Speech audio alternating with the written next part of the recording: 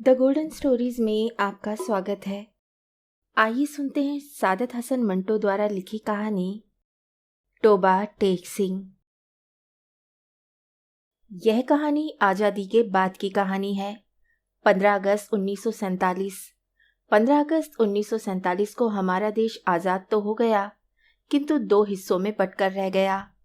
British सरकार ने हमारे देश को दो हिस्सों में बांट दिया, पाकिस्तान और हिंदुस्तान, क्योंकि वे जानते थे कि हिंदुस्तान में बहुत एकता है। ब्रिटिश सरकार भांप गई थी कि अगर ये देश एक रहा तो ये कुछ भी कर सकता है। आने वाले समय में ये एक विश्व शक्ति के रूप में उभर सकता है। तो उन्होंने सोचा क्यों ना इस देश की एकता को ही खंडित कर दिया जाए, और इसी कारण उन्होंने धर्म के आधार पर हिंदुस्तान के दो हिस्से कर दिए, जिसका खामियाजा पूरे देश को आज तक भुगतना पड़ता है। वे हमारे देश में एक ऐसी चिंगारी छोड़ गए जो आज तक धधक रही है। धर्म के आधार पर उन्होंने हमारे देश को अलग तो कर दिया, किंतु लोगों के दिलों को ना अलग कर सके। भारत का बंटवारा हमारे इतिहास की सबसे दुखद घटना है, जिसके कारण लाखों लोगों को अपने घर से वंचित होना पड़ा। लाखों लोगों को ऐसी तकलीफों का सामना करना पड़ा जिसे सुनकर आज हमारी रूह कांप जाती है। उसी पर आधारित है यह कहानी। तो आइए सुनते हैं कहानी। बंटवारे के 2-3 साल बाद पाकिस्तान और हिंदुस्तान की हुकूमतों को ख्याल आया कि अखलाकी कैदियों की तरह पागलों का भी तबादला होना चाहिए। यानी जो मुसलमान पागल हिंदुस्तान के पागलखानों में हैं, उन्हें पाकिस्तान पहुंचा दिया जाए, और जो हिंदू और सिख पाकिस्तान के पागलखानों में हैं, उन्हें हिंदुस्तान के हवाले कर दिया जाए। मालूम नहीं यह बात माकूल थी या गैर माकूल।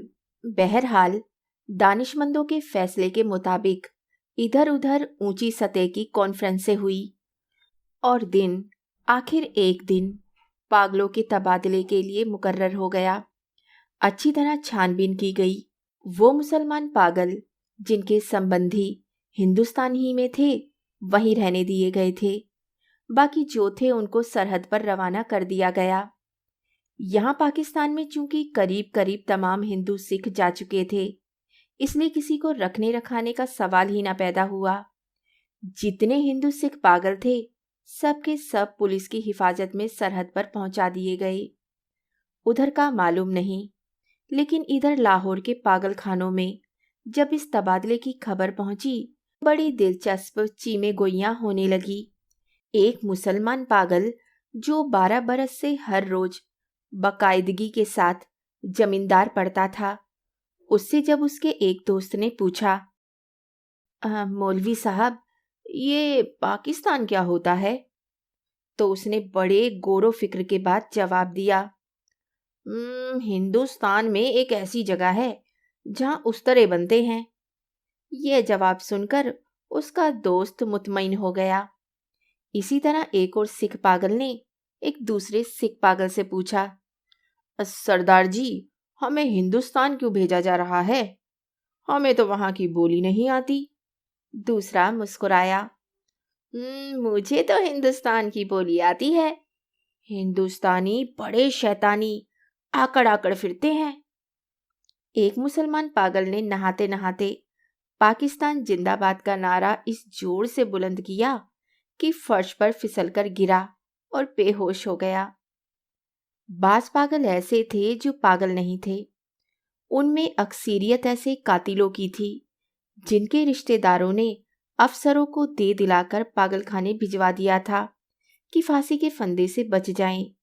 ये कुछ कुछ समझते थे कि हिंदुस्तान क्या तकसीम हुआ और ये पाकिस्तान क्या है, लेकिन सही वाकयात से ये भी बेखबर थे।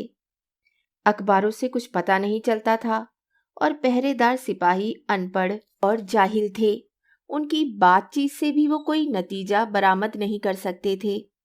उनको सिर्फ इतना मालूम था कि एक आदमी मोहम्मद अली जिन्ना है, जिसको कायदे आजम कहते हैं।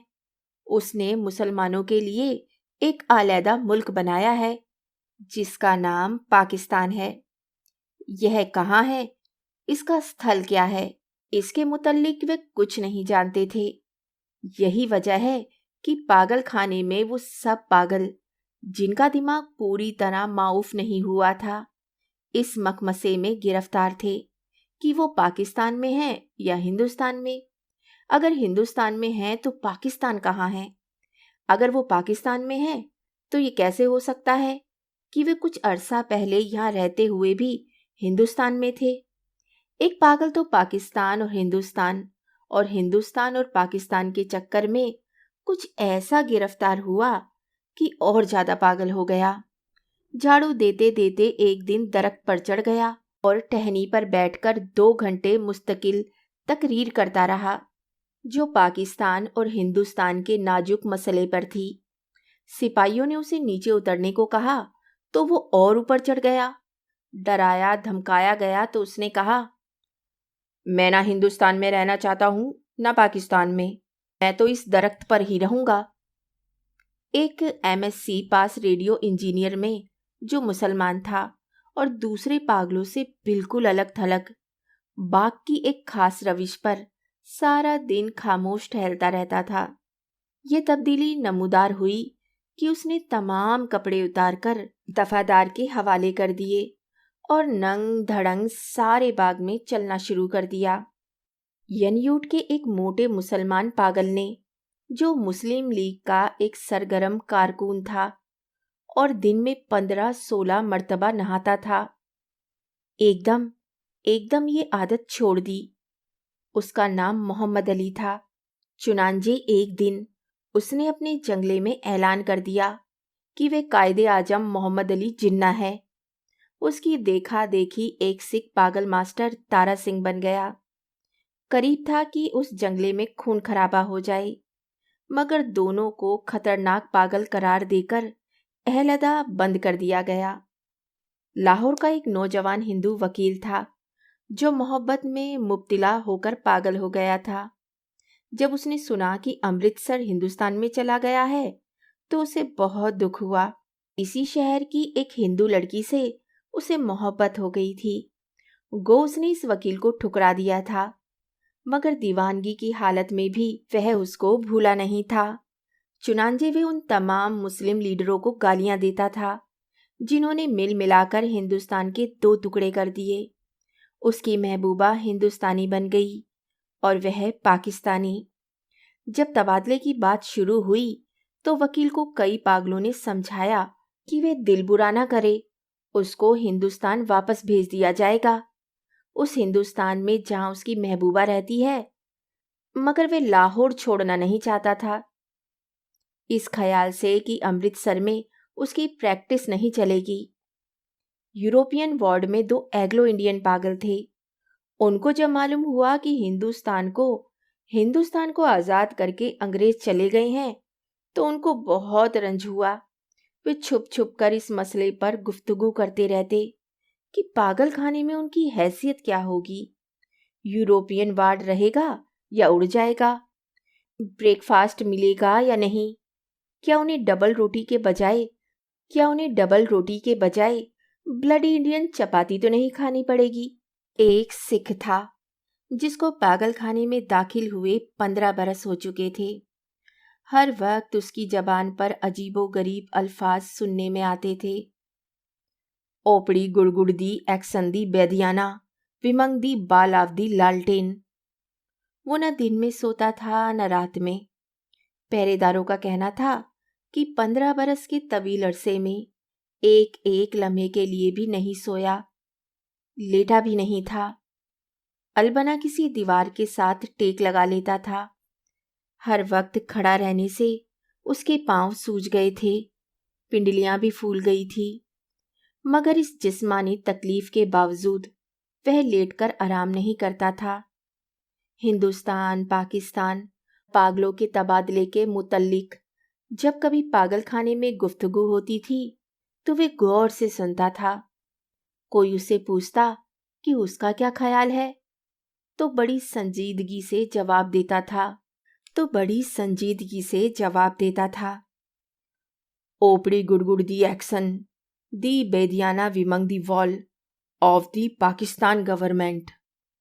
लेकिन बाद में ऑफ द पाकिस्तान गवर्नमेंट की जगह of the Toba Tek Singh government ने ले ली और दूसरे पागलों से पूछना शुरू किया कि टोबा टेक सिंह कहाँ है, जहाँ का वो रहने वाला है। लेकिन किसी को भी नहीं मालूम था कि वो पाकिस्तान में है या हिंदुस्तान में। जो ये बताने की कोशिश करते थे वो खुद इस उलझाव में गिरफ्तार हो जाते थे कि सियालकोट पहले हिंदुस्तान में होता था, पर अब सुना है कि पाकिस्तान में है। क्या पता कि लाहौर जो अब पाकिस्तान में है कल हिंदुस्तान में चला जाएगा, यह सारा हिंदुस्तान ही पाकिस्तान बन जाएगा। और यह भी कौन सीने पर हाथ रखकर कह सकता था कि हिंदुस्तान और पाकिस्तान दोनों किसी दिन सिरे से गायब नहीं हो जाएंगे। उस सिख पागल के केस छिदरे होके बहुत मुख्तसर रह गए थे। चूंकि वे बहुत कम नहाता था, इसलिए दाढ़ी और बाल आपस में जम गए थे, जिनके कारण उसकी शक्ल बड़ी भयानक हो गई थी। मगर आदमी अहानिकारक था। 15 वर्षों में उसने किसी से झगड़ा फसाद नहीं किया था। पागलखाने के जो पुराने मुलाजिम थे वो उसके मुतल्लिक इतना जानते थे कि टोबा टेक सिंह में उसकी कई जमीनें थी। अच्छा खाता पीता जमींदार था कि अचानक दिमाग उलट गया। उसके रिश्तेदार लोहे की मोटी मोटी जंजीरों में उसे बांध कर लाए और पागलखाने में दाखिल करा गए। महीने में एक बार मुलाकात के लिए ये लोग आते थे और उसकी खैर खैरियत दरियाफ्त करके चले जाते थे। एक समय तक ये सिलसिला जारी रहा, पर जब पाकिस्तान हिंदुस्तान की गड़बड़ शुरू हुई तो उनका आना जाना बंद हो गया। उसका नाम बिशन सिंह था, मगर उसे सब टोबा टेक सिंह कहते थे। उसको ये मालूम नहीं था कि दिन कौन सा है, महीना कौन सा है या कितने दिन बीत चुके हैं। लेकिन हर महीने जब उसके अजीज व अकारीब उससे मिलने के लिए आते तो उसे अपने आप पता चल जाता था। चुनांचे वो दफादार से कहता कि उसकी मुलाकात आ रही है। उस दिन वे अच्छी तरह नहाता, बदन पर खूब साबुन घिसता और सिर में तेल लगाकर कंघा करता। अपने कपड़े जो वे कभी इस्तेमाल नहीं करता था निकलवा के पहनता और यूं सज बनकर मिलने वालों के पास आता। वो उसे कुछ पूछते तो वे खामोश रहता या कभी कभार ओपड़ी गुड़गुड़ दी एक्शन दी बैदियाना विमंग दी वॉल ऑफ दी लालटेन कह देता। उसकी एक लड़की थी जो हर महीने एक उंगली बढ़ती बढ़ती 15 वर्षों में जवान हो गई थी। बिशन सिंह उसको पहचानता ही नहीं था। वे बच्ची थी जब भी अपने बाप को देखकर रोती थी। जवान हुई तब भी उसकी आंखों में आंसू बहते थे। पाकिस्तान और हिंदुस्तान का किस्सा शुरू हुआ तो उसने दूसरे पागलों से पूछना शुरू किया कि टोबा टेक सिंह कहाँ है। जब संतोषजनक जवाब न मिला तो उसकी कुरेद दिन प दिन बढ़ती गई। अब मुलाकात नहीं आती है। पहले तो उसे अपने आप पता चल जाता था कि मिलने वाले आ रहे हैं, पर अब जैसे उसके दिल की आवाज भी बंद हो गई थी जो उसे उनकी आमद की खबर दे दिया करती थी।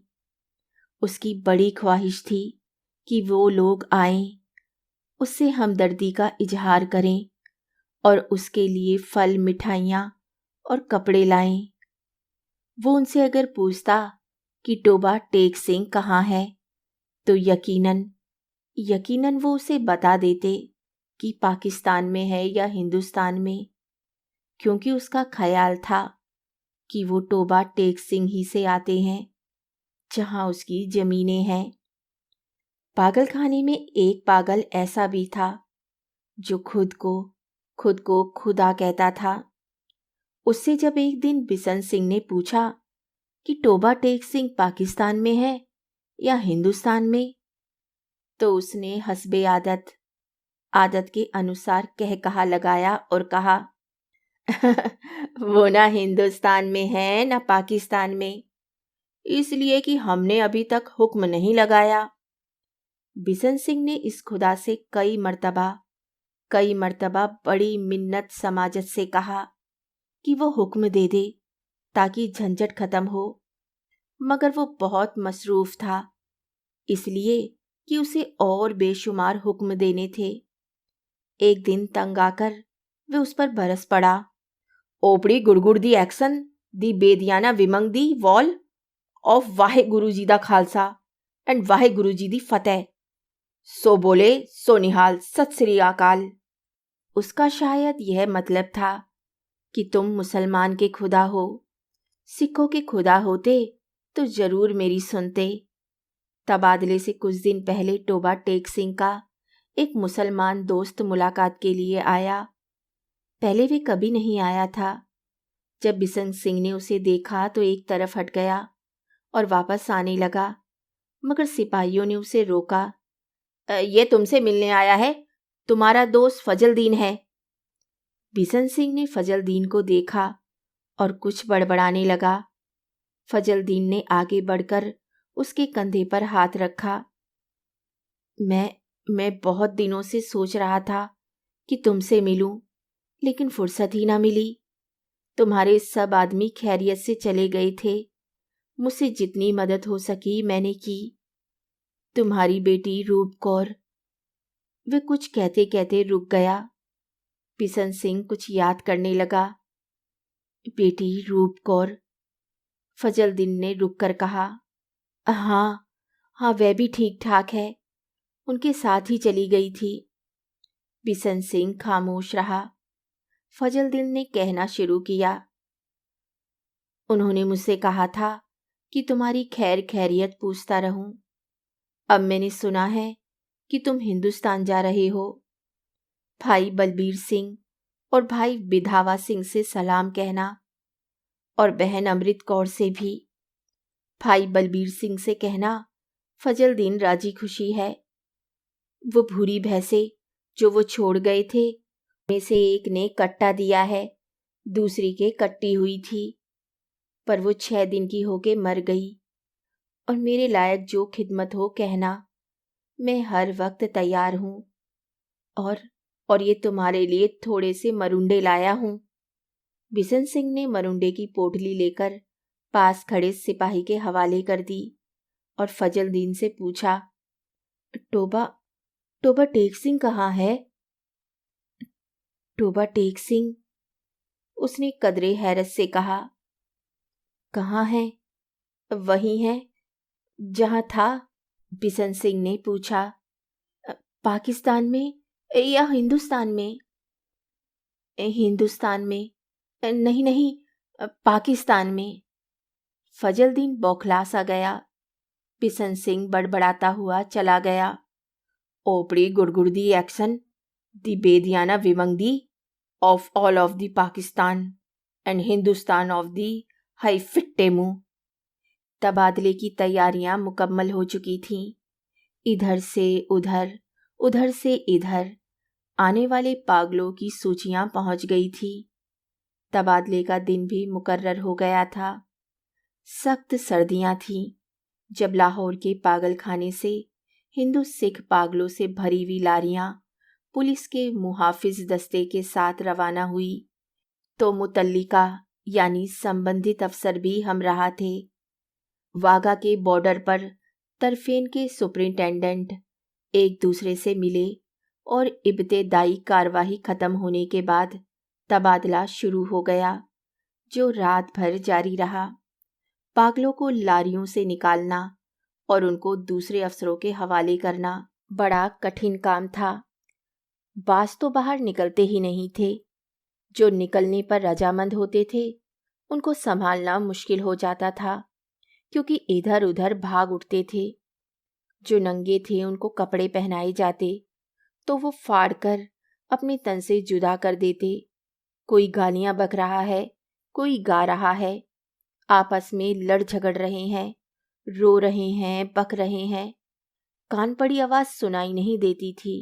पागल औरतों का शेरो गोगा अलग था, और सर्दी इतने कड़ाके की थी कि दांत बज रहे थे।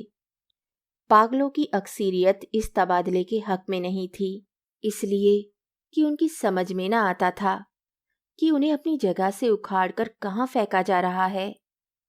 चंद जो कुछ सोच रहे थे, पाकिस्तान जिंदाबाद के नारे लगा रहे थे। 2-3 मर्तबा फसाद होते होते बचा, क्योंकि बाज मुसलमान और सिखों को ये नारे सुनकर तैश आ गया।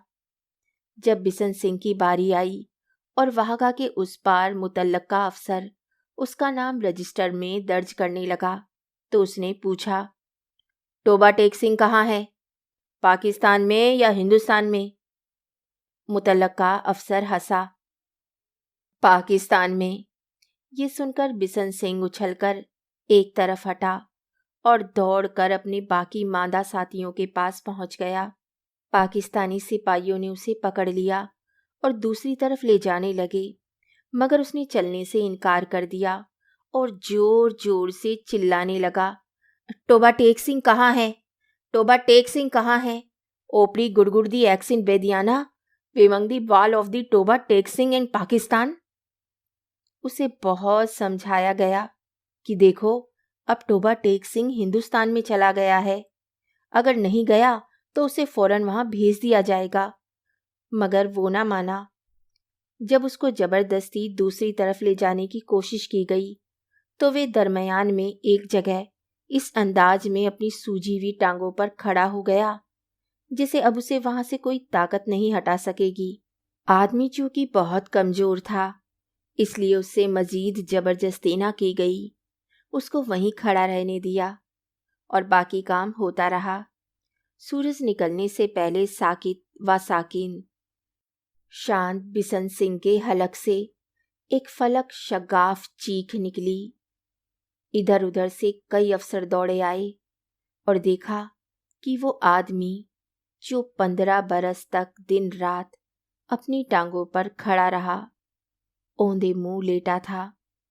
उधर खारदार तारों के पीछे हिंदुस्तान था, इधर वैसे ही तारों के पीछे पाकिस्तान।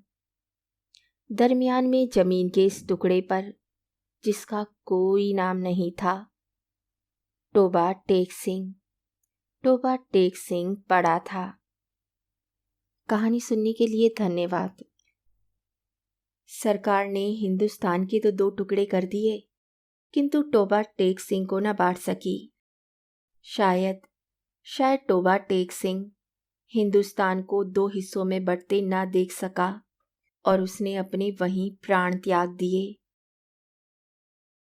तो उम्मीद करती हूँ आपको ये कहानी पसंद आई होगी और इसी के साथ मैं आपसे विदा लेती हूँ और बहुत जल्द मिलती हूँ एक नई कहानी के साथ। तब तक के लिए धन्यवाद।